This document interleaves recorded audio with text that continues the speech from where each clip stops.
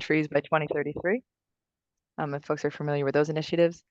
Um, and my background before coming here started off way in the beginning, I guess, in landscaping and greenhouse work. I have a bachelor's and a master's in geography, and most of my work sort of, I think it's been an amalgam of positions, but has mostly been related to invasive species, terrestrial plants, and forest pests. So I did a little bit of that with the PRISMs, the Partnerships for Regional Invasive Species Management, that are funded by DEC but hosted at nonprofits. I worked in the private sector doing that a little bit as well, and then had a few different internships related to that at DEC. So it's been sort of like a long, winding journey through forest health and now into reforestation. So yeah, I've been in this position for just coming up on 1 year, pretty new. So yeah. Awesome, thank you all. The first question that we have here is, what is your typical day / week like, and who does your work impact the most? JJ, you want to go first? We'll go back around. Yeah. Yeah, so I mentioned my title is coordinator is sort of the key term there. So I've done a lot of field work in the past that I think has helped sort of inform my position now. But as of right now, like that coordination is really my day to day.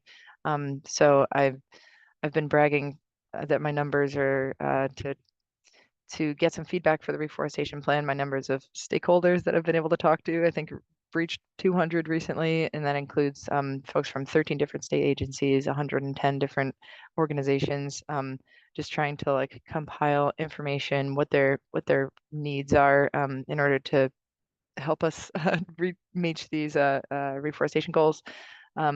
So it's a lot of talking to folks that ranges from, obviously our 2024 methods of, video conferencing and calls and emails and things like that. But I have weaseled in a few field days that have been really fun where I get to go see reforestation happening on the ground in person. So I visited, for example, like the SUNY ESF Newcomb campus where they did a really, really sizable planting for reforestation. I visited Hamilton College where they've done some planting. I have a few upcoming appointments to see some different agroforestry projects in person and things like that. So there are opportunities to just sort of build relationships in all of those different avenues, I suppose. And I think that's the bulk of my job, is really just communicating more so than, developing the content or the sort of scientific background myself, if that makes sense. Yeah. That's great. Gabriel? Kind of similar to what you were saying, JJ. Also, the environmental DNA position that I had was also hosted by Slilo Prism, so also experience with them. I would say that I'm about 90% based in the office, and the other 5 or 10% when I am able to get out in the field, or more so field trips related to projects where I'm doing most of the footwork here in the office. Day to day is, as product specialists, we're kind of project managers on anything that could pop up, especially environmental related in my case. So that could be working with the water quality coordinating committees, or Alyssa Fadden earlier talked about the Staying Connected initiative. I help with that project. We do grant writing for towns. We're working on some hydro relicensing things right now, working on the securing funding for some community initiatives that come with relicensing, hopefully. Working on some solar focus groups, working on some dam removal, public education type stuff. So it's really just project management and public outreach, and on a variety of different projects. Awesome, thanks. Payton? Yeah, so as the water quality specialist, I'm essentially a project manager for projects focused on erosion and flooding issues. So I'd say about 85% of what I do is coordinating with different stakeholders in those projects, whether that be working on the design with our engineer, the permitting agencies, funding sources, the landowner, municipality we're working with, and the contractor. And so in the field, I get to go out and do some of the surveying and help come up with the design and supervise the construction for things like culvert replacements, stream bank stabilization, those types of things. So that's the big chunk of my time, especially getting the permits for the projects and figuring out the funding are kind of the two main um, time expenditures for that. I also put together our county's Envirothon, which takes up maybe 10 or 15% of my time, which is a high school event for students. That's with an environmental focus. So they are in teams and they go through and take different tests and do presentations and have an opportunity to rotate through a station that has different colleges with environmental departments and different agencies. So I really enjoy that part of it. But yeah, that's what my typical day looks like. Mostly office work, but I do get to get out there and enjoy the outdoor part of the job too sometimes. That's great. Thank you all for talking about what your jobs look like. To kind of to take it back a step here, you know, thinking about the jobs you have now and the jobs that you've had in the past, you know, and also then going back into college, what types of classes, activities, internships, things like that did you participate in during college that helped you get your job and now help you in your career? I won't pick on anyone to go first, whoever would like to go. I have one first. Yes. Yeah, I guess I'll go. I don't think that I majored in biology and environmental science. I don't think that most of my classes in particular made me the perfect fit because I feel like those are pretty general degrees. But some things that I think were helpful were like environmental technology, environmental economics, GIS. Those are the more applicable classes, at least, to the things that I do now. Activities and internships, I think, kind of like JJ said, I also had a wandering and meandering work and internship experience record prior to this, but some things that I did prior to college that were always brought up in interviews when I was getting my first jobs. I was a ranch hand in Montana, which unrelated to my current career, but it always came up as something interesting and a good conversation starter when I was interviewing. And I also did a year in Brazil at volunteering at a wildlife rehab clinic, and that was also something that also not your typical path, but something kind of out of the box that also got brought up in interviews as something kind of character building, maybe. And in college, I tried to get a lot of research experience. I did a research experience for undergrad internship in Arkansas, and then also worked in a firefly ecology lab in college and tried to get some leadership experience working in our experimental college where they had a student board and a faculty board that helped select professors to teach new classes each year. And yeah, those are some of the top things I'd say helped prepare me for the workforce.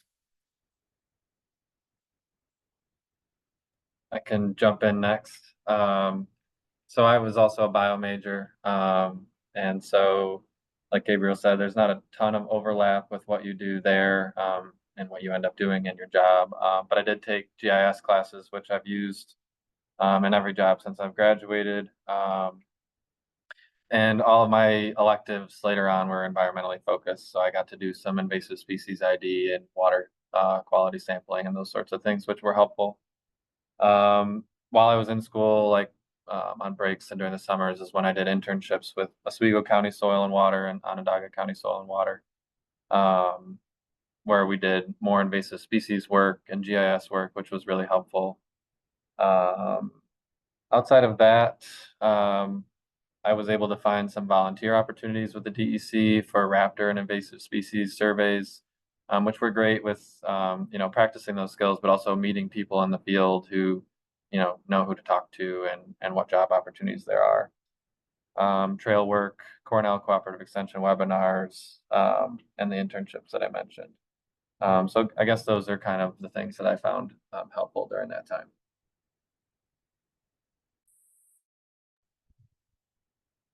and I can uh, follow up with my non-bio related experience for anybody on the call who didn't start with bio.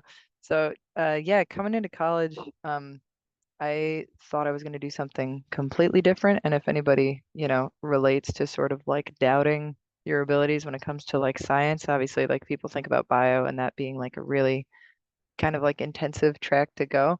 I thought I was going to go into something completely different, like linguistics route sort of thing. And immediately was sort of like, felt like I wasn't doing what I really wanted to do. And so I pivoted to geography, which I don't hear a lot of. I think at DEC we have a lot of folks who come from environmental science or forestry or bio. So I came out of geography, and I think that worked out well because yeah, just sort of front loaded me with all of those sort of like overarching concepts of like, landscape connectivity and like the sort of outcomes of land use changes and impacts of, different types of infrastructure and agriculture and the, benefits of green infrastructure and things like that. So it was sort of like a nice overview, and I'm glad that I went that route because, I've worked with a lot of folks like building trails or something, and they're like, damn, I didn't really have to take genetics for this, you know what I mean? Um, but they, they did great in genetics or something like that. And really they just sort of wanted to get outside. So I had a really good time with the geography program. And then, as Gabriel and Payton both said, I think a lot of what mattered more was sort of the hands-on skills.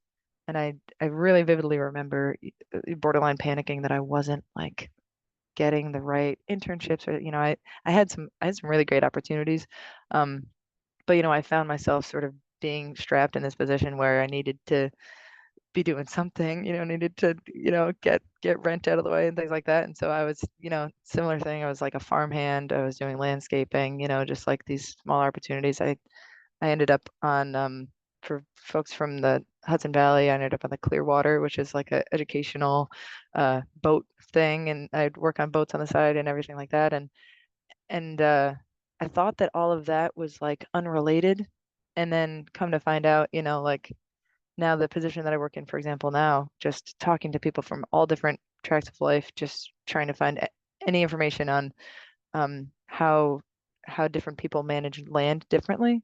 All of that ended up being really useful, even though it didn't seem relevant at the time, because now when somebody brings up, well, say I want to talk with somebody from the agricultural sector about, why they want to plant trees or why they wouldn't want to plant trees, I can kind of have a picture in my head because I've interacted with that landscape before, at least like a tiny bit, or like I understand sort of the impacts of maybe forests on water quality because I've been out on the river and I've heard what the perspectives are when people talk about that. So I think a lot of it, I'm glad that I chose what I chose in college, but even when I thought I was sort of like wasting time or like straying from the environmental career, if you're in the environment, it's related, so like chances are you're gonna like end up using that information later on.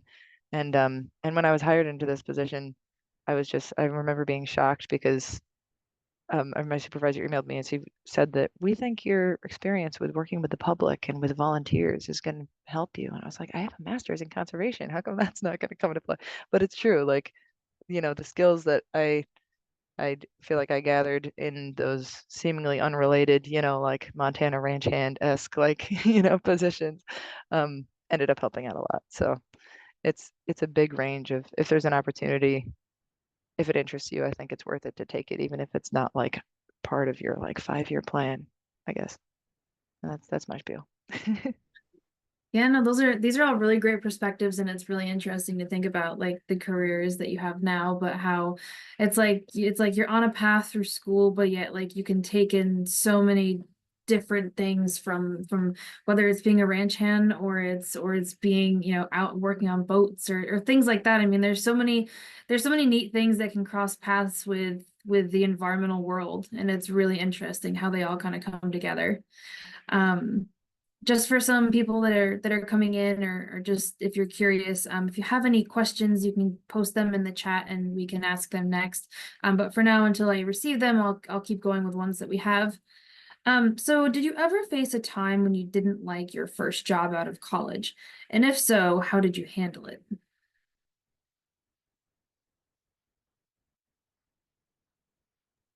I can go first. So for a few months out of college, I worked at FedEx as a package handler, which wasn't really biology related. So it was, not exactly exciting, but it did provide a lot of flexibility.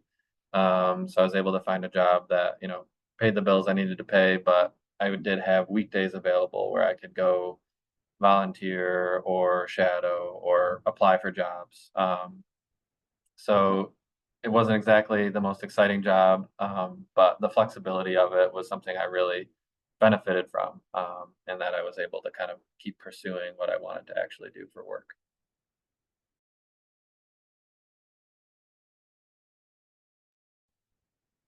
Yeah, I think the thing that comes to mind for me when you say like the moment that where you're like, I can't believe this is my job was just weed whacking. Like how many hundreds of hours of my life went into weed whacking, which actually can be, that sort of physical labor can be pretty fun. Sometimes when the weather's right. But I I don't know, thinking of that when we first logged on because, Gabriel and Payton and I were saying how we all are pretty office based for the most part and have a smaller percentage of field work. And I think I remember hearing that, first starting in my career and having that be kind of scary. But I think, I really liked a lot of the field work that I did. And then when I got to the point that I had like all these like cool environmental concepts about like policy and stuff in my head, and I just found myself sort of weed whacking, then, I was thinking, geez, like I want to kind of um, move up the sort of phase of this project into that decision making realm a little bit more. And so I feel like it was pretty timely. I decided, to go and get my master's and start like going for those not as field-based positions a little bit more. But I think that, even all that time that I didn't love, where I was just kind of like a grunt, maybe even just for something that wasn't going to have a great environmental outcome or a project that like didn't make a ton of sense.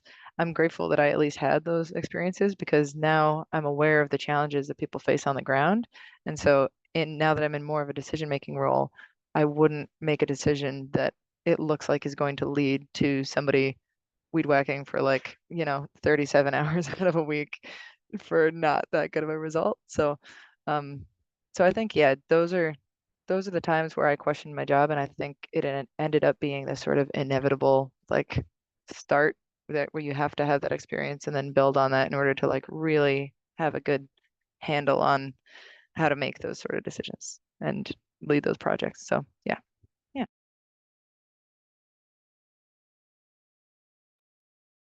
These stories make me think of other people that I've talked to who have worked in the environmental field and just could not find a position that made them happy and or paid well, and then gave up and changed to a different field that they don't actually enjoy. And I really hate to see that happen. And that scared me coming out of college, that what if I didn't find a job that I loved? Granted, that's not where I'm at, but I hope that people coming out of college persevere and try, because it definitely can be a little harder than some other fields to find a good position that also fits you well, but it's definitely possible. I definitely came out of college and got a job that I didn't enjoy. It seemed really good on paper. I was like, wow, I'm an environmental scientist right after I graduate, and it looked good on paper too. I was interacting daily with EPA, like project coordinators for these super fun projects, but the job itself was just not it. I was in this office park in central Massachusetts with a lot of coworkers who'd been there a long time and just didn't improve my time there. I had to travel for days at a time away from my dog and friends in a state that wasn't my home to begin with. And I was also working. At the end of the day, it it seemed, even though I was working as a contractor for EPA, it seemed much more like I was working for the benefit of that private company, which wasn't my goal and it wasn't fulfilling to me ethically. So I didn't want to sabotage my seemingly good start to my career. So I stayed there for a year and stuck it out just enough so that I was gaining some good experience, but also would be able to find a job after that. But then my partner is a interventional radiology tech, so I moved to Reno for 6 months and put my career on hold from there. And also seemed like a fun adventure. And I knew it was going to be a challenge to re-enter the field with only that little bit of experience. And so I ended up I thought I was working on a horse ranch out there, which I was like, oh, I've done that before. It turns out I was just walking horses for like very rich people in Reno, Nevada for 4 months. Not particularly fulfilling and not that environmentally related. And then I came back and got a super like idealistic job as the environmental DNA technician, just driving around the Adirondacks all summer, collecting water samples, seeing all of the prettiest places in New York, a lot of the prettiest places in New York. But it was a temporary job, so that was short-lived. And then luckily that all set me up to get this job, and those experiences and the timing was right, and I was qualified by then to step into this role, which I'm clearly happy with because I made it past 1 year to two. Thank you, guys. Speaking of jobs and giving advice to students, what advice would you give a student looking for their first job out of college? I feel like a lot of students coming out of school are now a lot more focused on if they're going for a company or for an organization, or whether it's state or federal government, they want to focus on like what their mission is, like what the company or organization's mission is, and like that broader picture of like who they're serving. So just kind of like, what advice would you give them looking for their first job out of college? I can go first. There are probably several things that I would say, but just one thing that I would highlight, and others might disagree, but I think in the environmental field, it's kind of easy to specialize in university in either research or maybe renewables or sustainability. And then once you enter the workforce, you can kind of get pigeonholed into one of those particular things. Like if you're in research, for example, it's really hard, or you were doing research in college and then you come out and you do a job like I'm doing right now. It'd be pretty, in my opinion, hard to get back into the research and academia field. So I would just say, even though I'm all for exploring different options and trying different things, if you're not sure exactly what you like, if you do have an inkling of whether it's what particular topic or sector, whether it's governmental, nonprofit, for profit, etc., try to take that into consideration, because it might be a little challenging to redirect yourself after you have worked in your first position for a couple of years. So, not impossible, but just something to consider. I can go next. The one thing I thought about was while I was working at FedEx right after I graduated and living at home and very much ready to have a real job, I was on the fence about applying for seasonal positions and spending energy focusing on that as opposed to a salary or a full-time year-round position. And I ended up going with the seasonal, and it worked out very well for me. I'm glad I did it. So I would say don't be afraid of making that choice and going that route, because it ended up being that position to Onondaga to where I'm at now. So those people, you work hard for them, and you get to see, like Jillian was talking about a little bit, what that organization really is about and what work you're going to be doing and contributing to in a more in-depth way, with less commitment, than signing up for a full-time right off the bat. So I'm really glad that I did that. And so you can kind of treat it like an extended job interview too. So while you're there, make sure they're watching. So just keep that in mind, but it's definitely a good choice if you're in that position.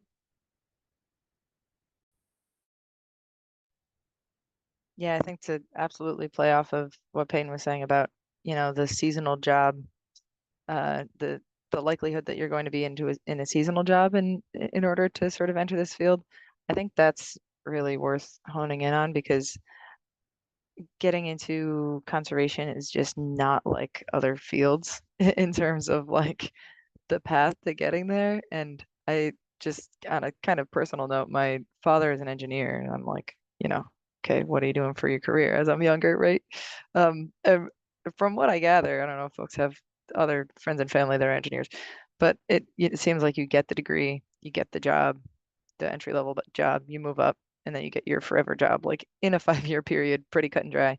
And then, to go back to my family or my friends on that sort of track and say like, yeah, I'm, living in this like abandoned Girl Scout camp that AmeriCorps is having me live in, like running a chainsaw and like I don't know where I'm going next week and all this stuff. And, like um hopping on a boat and everything seemed really jarring and it sort of gave this essence that like it was random, but it wasn't, right? Because I was tracking like, okay, well, this mission, I'm getting invasive species experience, I'm getting environmental education experience, and it just happens that because, we live in the Northeast and it's an outdoor situation and we're in a field where, funding comes and goes and things like that, it ends up being a little dicey, those like seasonal temporary jobs that, I feel like if you went around DEC and you came like right out of college and you were talking to folks at Lands and Forests, it, you know, it pretty much everybody has had that experience of like, oh yeah, they gave me housing and it was like some gross trailer that didn't work in the middle of a field, so I could go like count, plovers or whatever. Um, so like that sort of thing is gonna happen in this field, and like, God willing, it'll happen less as more funding and resources become available for things like climate resilience and like as we kind of focus more on what kind of stipends are equitable for people to really enter the field in a way that makes sense for not just a few people. So I think that scene will get better, but it is tough, and like those opportunities are going to be your first stepping stone to getting into a greater sort of a more applicable position. I remember starting my master's, and I did my master's pretty recently. We went around the room and said, why we were in the program and, what we wanted to get out of it. And I think I was the only one in the room that didn't say, I'm here because I want to work for DEC. not to diss DEC, because that's where I am now. But I think, I don't know, that was sort of like um, this goal that was like very, very specific. But I personally had a really good time working for land trusts and private companies and, the prisms and nonprofits and things like that. They gave me a nice nuanced experience that I think just had to happen in order for me to get to that DEC. So like, if I don't know, you almost have to bite the bullet, make like a, not a great amount of money, like be able to piece together a bunch of temporary gigs throughout the year.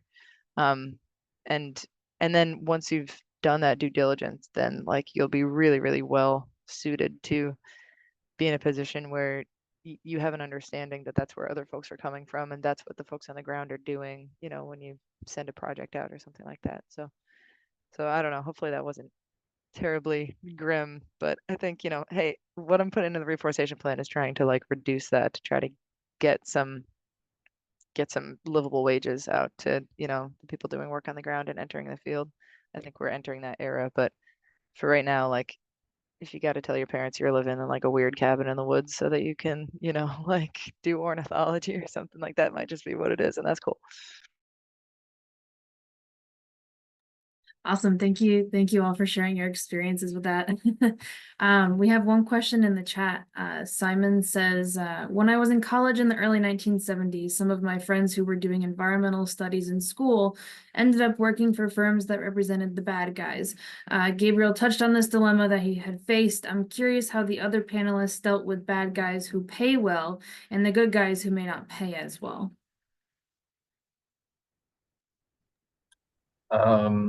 This is kind of touches on something I was going to talk about later, but one of the things I do like about working for Soil and Water is it's not profit driven.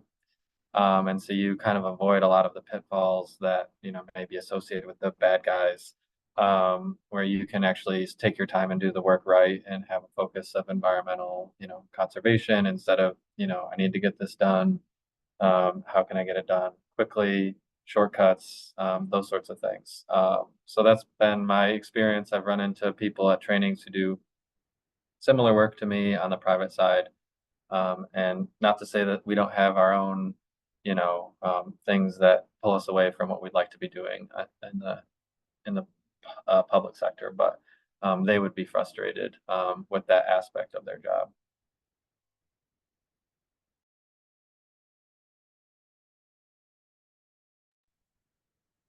Yeah, I think I really like how Simon worded that, that it is still worth it to, if you end up, I'll say if you end up in a position where, you're hanging out with the bad guys, then I don't know, there's sort of an underrated role that you can play where you can kind of be the brakes.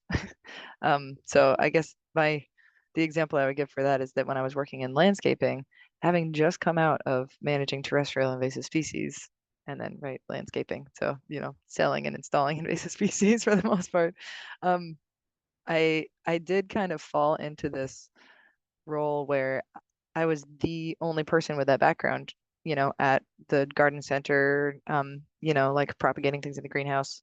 And I could be the person talking to landowners who were going to plant something and be the person to give them information on native plants, or like let them know like, hey, this actually is a non-native and you could support, pollinators better if you chose this one, or choosing to not pot up uh, a found plant that I believed to be invasive to sell, like sort of being the brakes. And I think I did turn the tide a little tiny bit with sort of being that voice in that sort of social circle of saying like, actually, like it's really cool to plant native, for example, something like that.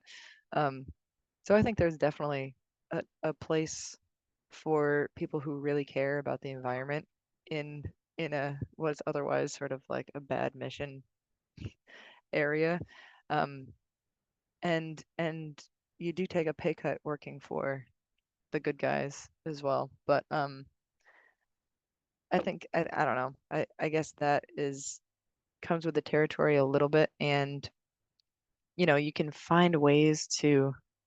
I mean, I'm sure that Gabriel can speak more to this. You were mentioning grant writing and things like that, but you can find ways to make that less the case, try to like expand the resources that like your organization or agency has access to, and advocate for yourself and things like that. Or don't be afraid to just supplement it with other stuff that you like, if Payton had really liked that FedEx gig, then it could have really been raking in the dough from the soil and water district.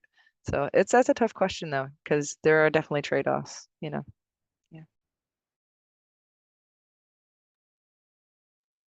I think it is a tough balancing act because like it's pretty concrete when you go on LinkedIn or Indeed and look at the environmental job market and see the pay difference between the public sector and private. It's pretty stark. And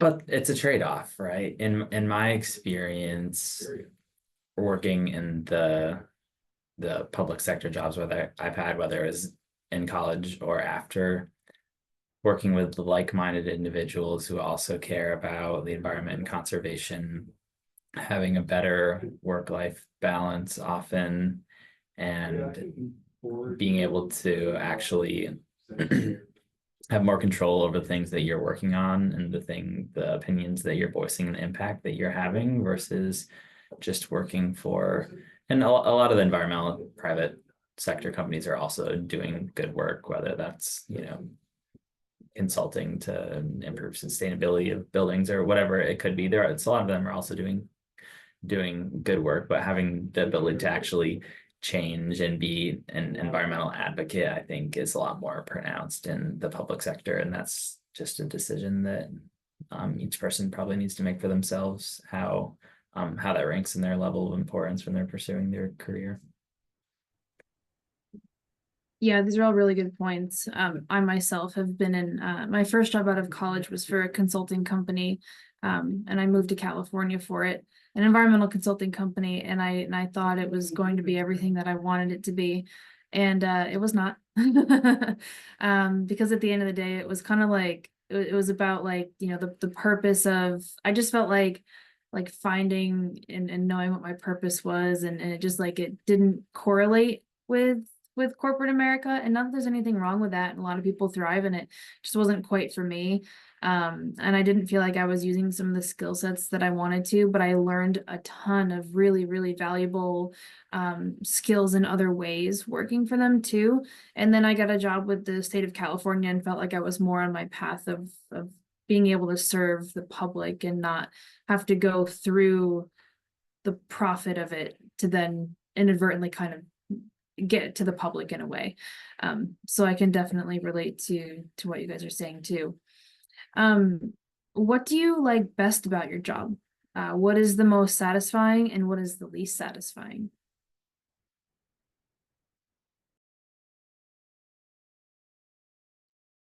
I can start us off. Don't tell anybody in the office. But I would say the most satisfying thing is the people I work with. We all care about the environment and the work that we do, and we're all on board with what we're trying to accomplish. And I learn a lot from all of them. So I would say that that would be one of the most satisfying things. Um, what was the second part? Most satisfying, least satisfying, I think, is you know, the learning curve of figuring out how to pace in this sort of environment where things move slowly and there's lots of checks and balances and people involved. You know, personally, I want to get things done and see things moving along, and so it can be frustrating, but it is a learning curve of, you know, like understanding realistic timelines of how long it takes to get things and projects done. Whether that, you know, is talking to the landowner or the municipality on they're excited or chomping at the bit to get something done and it's unlikely to be done this year or next year, that sort of thing. Or if you're talking about materials where the prices of those fluctuate and you have to put together, you know, a budget or seek funding for those things, and you don't know whether or not you're going to be able to do it this year at these prices or next year when they're a percentage different. So I guess that those would be the most satisfying and least satisfying parts of what I do.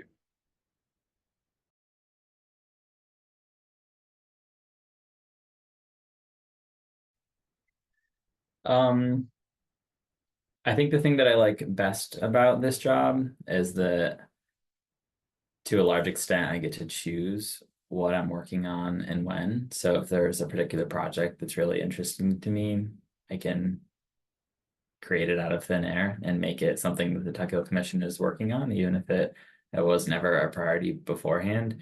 And I think that we have a lot of leeway and flexibility with a lot of the projects that we work on.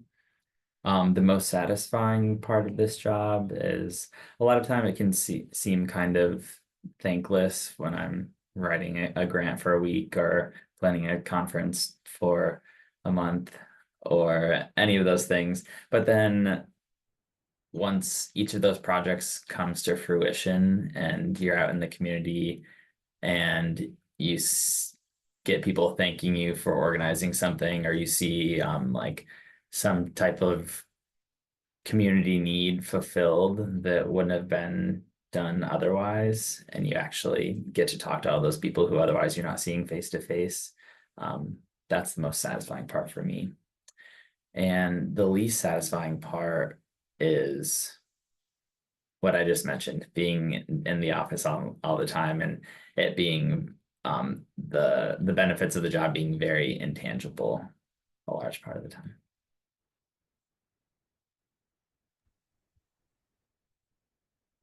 I gotta say, I feel like I'm still riding the wave of being like kind of glad that I'm in the office. You know, where it's like 95 degrees outside. I'm like, yeah, like in my little chair, like, you know.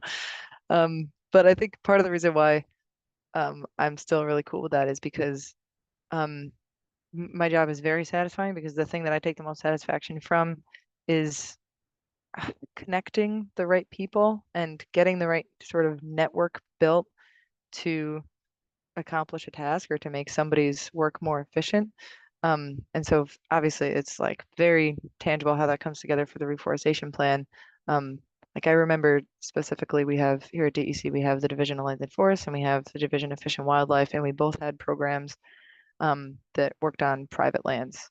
And so I just sort of asked, do we talk to each other about that? And someone said no. And so I called a meeting and we had this great conversation where we like, talked about different ways we could collaborate or, um, right now I'm for the reforestation plan, I'm talking to everybody about different ways it can contribute. I talked separately to like the SUNYs who have, different collegiate programs in the environment. And I talked to 4-H that's mostly for, younger age groups.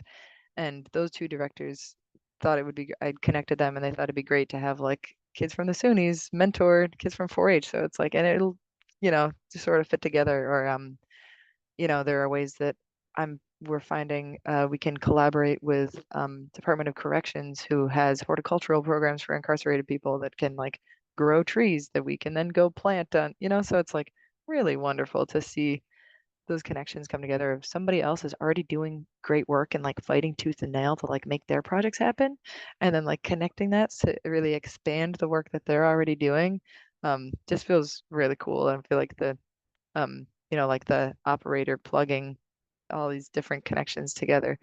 And then that really amplifies the impact that other people's work has. And then that works towards the goal that I have of establishing more forests for my job. So that's the part that's really satisfying. And I think the not so satisfying part is when you try to make the connection, but there's some like ridiculous arbitrary barrier in the way.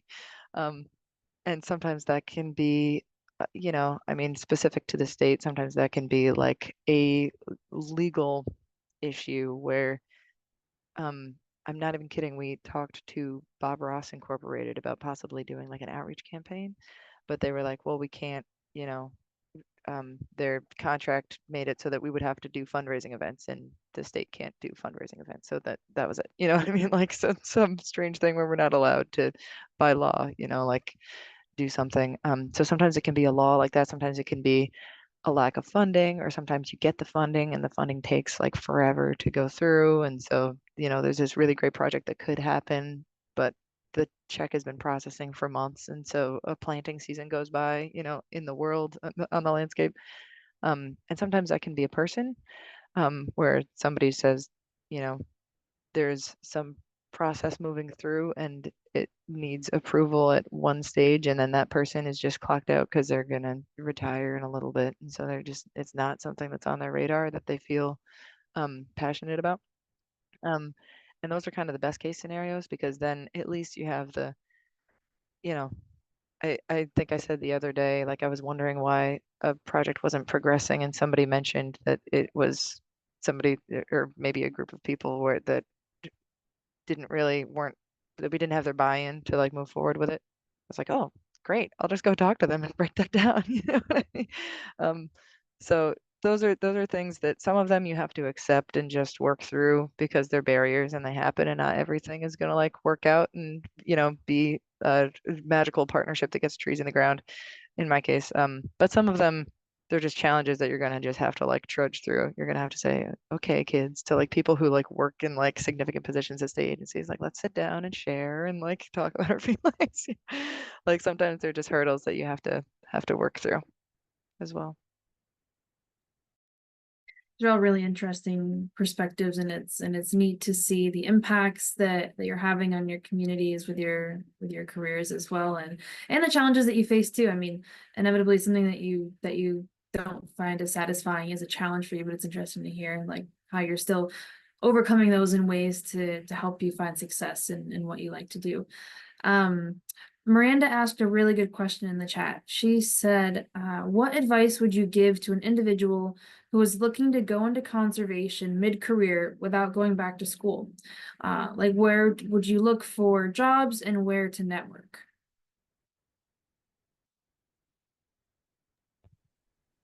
I have a really good just kind of like example of somewhere where I've known this to happen. And it's somebody that I felt like was a a really great mentor for me early on in my career. And so it was actually from my invasive species work, it was the director of one of the prisms, really wonderful like botanist and great with coordinating people and was like really, really excellent in her job. And so when I was 20, I was like, how did you get here? Like, what did you do? You must have followed this wonderful formula. And she said, "Oh, well, I went to school for computer science, and then I worked for AT&T, and then I installed satellite televisions, and then or something like that.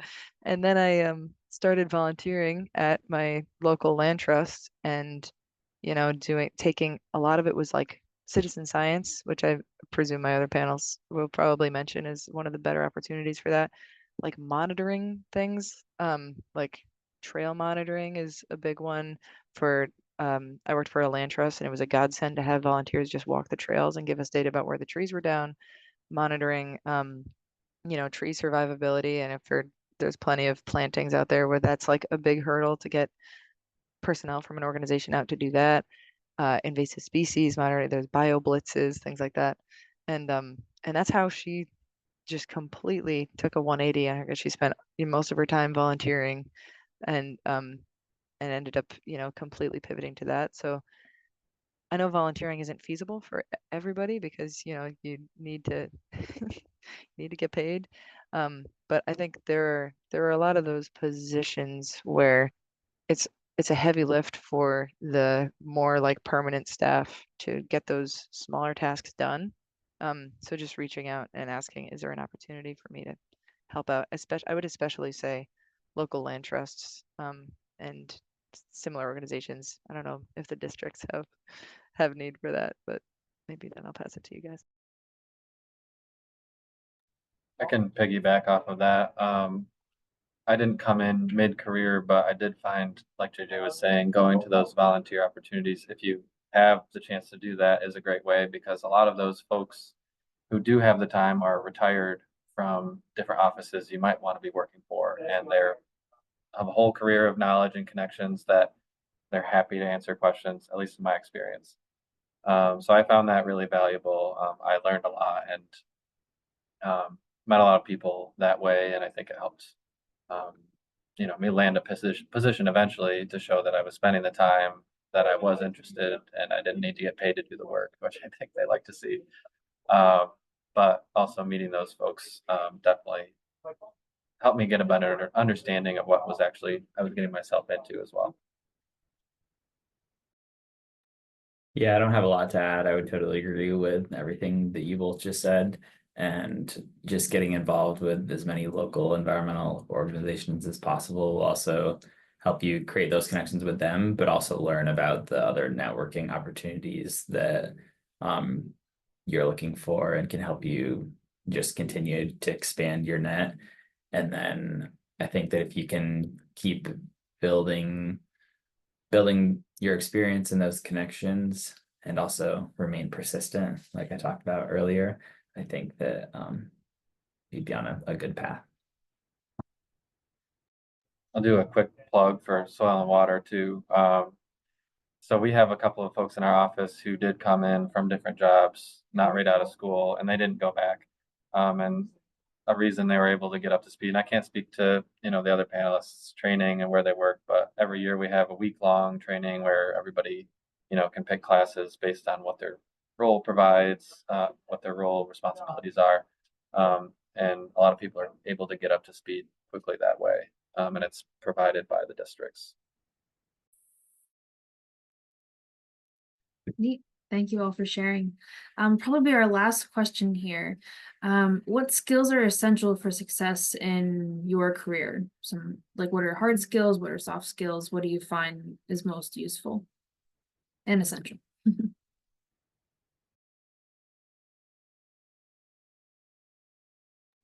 I can take the first one.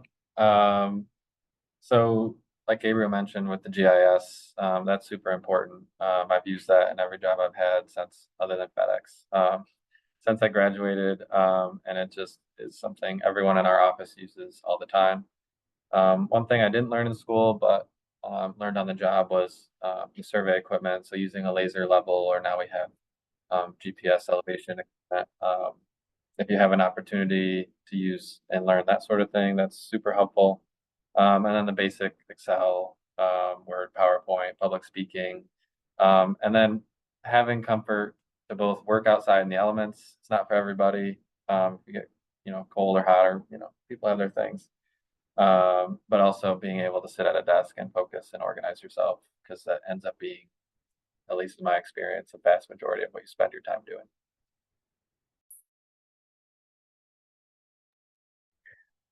I think most of the skills that I used in this job are more soft skills. Again, GIS, I don't use it a lot currently, but I'd be at a big disadvantage if I didn't at least have the capabilities for when I do need it. My degree, definitely, I would be at a big disadvantage if I didn't have all of that base environmental knowledge. And then I try to just keep learning every day so that I can apply that to all the different projects that I'm working on.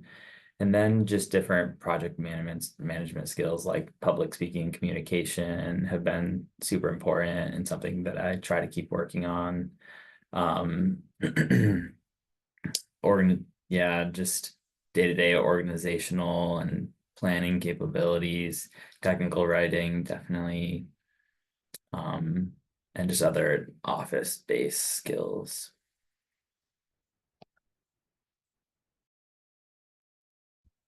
Yeah, I would agree with Payton and Gabriel on all of those, both hard and soft skills. I mean, the only hard skills I guess that I would add would be like pretty generic plant ID.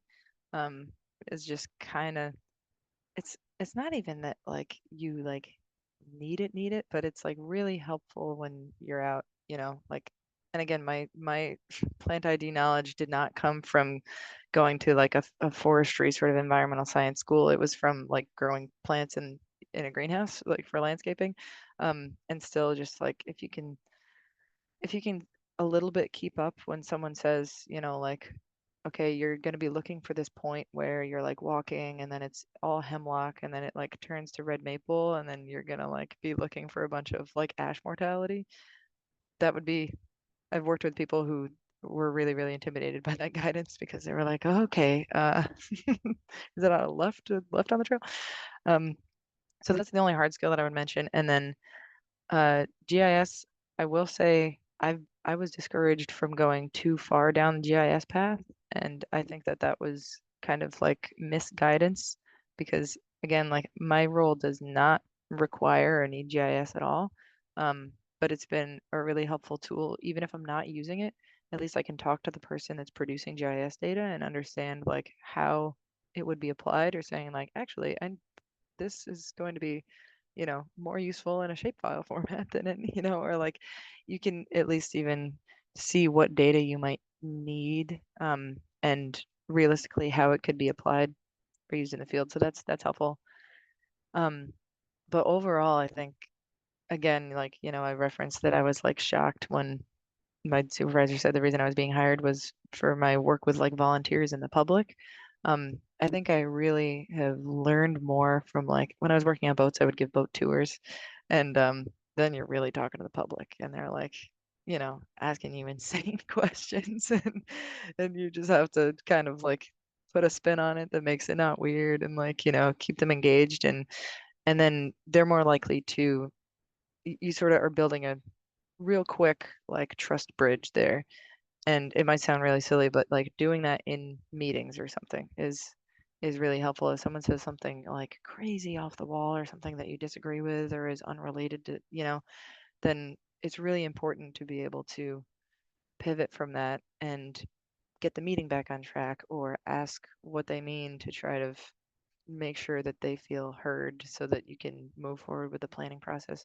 So I think even more so than speaking, I would say just like listening and being able to, kind of like smoothly move through interactions even when they're sort of bumpy, um, has been the most important, um, in getting people on board to even, I think when I bring up, hey, I'm here and I'm a relatively young person and I want to plant 1.7 million acres, then the first assumption is like, what the heck are you talking about? You don't know, you know what I mean? Like you're crazy, or like you don't know, or like I've been in this field for 35 years, and who are you to walk in and say that you're going to be in charge of that?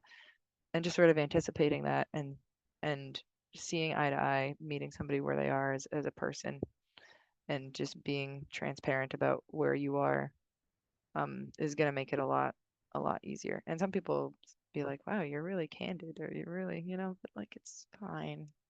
We don't need to, it's conservation. We don't need to, be like wearing suits and ties and like we can say, yeah, that's a ton of trees. I know it's insane amount of trees. Like, just being real. Yeah. So that's my advice, I guess. Thank you all so much. Okay, we have like 2 minutes left, but I have one more quick question. Just answer it in like 30 seconds. If you could go back and give yourself any advice or change anything about what you did in school or your careers or your paths or anything, what would it be? You can say nothing too. That's fine. I can go because mine's pretty easy. I was really lucky to get a lot of financial aid to go to college, to a school that was very, very expensive. And I could have done a combined degree program and gotten a master's in 1 additional year. But I was at that point done with school. I wanted to go explore the job market, etc. But I should have just stuck around for that additional year, and I would have at least had that in my pocket, because I like where I'm at right now, but I know that there were other opportunities that I pursued that if I would have had that master's, that I probably could have gotten paid for by financial assistance also, it would have helped me a lot. So that's something I would have changed for myself. Mine is quick too. So I guess in college and before that even, I wasn't super aware of how many different agencies, public and private, you can go into, and the kind of skill sets that, may be more tailored to you and different reaches you can go into. So I wish I had known more about, beyond just DEC and soil and water, what other opportunities were out there, just so I had a better understanding of what the complete field looks like. Yeah, again, I would agree with both of those perspectives. I think I'm glad that I had the opportunity to potentially go for like a much more rigorous educational program and much more expensive one, and I opted for the cheaper one. And I think that that was fine because I actually had a better time rounding it out with more hands-on work. And I think I would have gone way down a sort of like academic route if I'd gone with that. So that would be one thing, is sort of like not, I mean, not to completely contradict what Gabriel said, but like, if you have like a B in genetics or something, like it's okay. Like it's probably fine. And the only other thing I guess is I would say I think I really could have been, now that I see it from the other side of, having a really a pretty hectic position where I'm working on a lot of projects at once. I would have been maybe a little more persistent when I reached out with an idea about how I could participate in something when I was younger.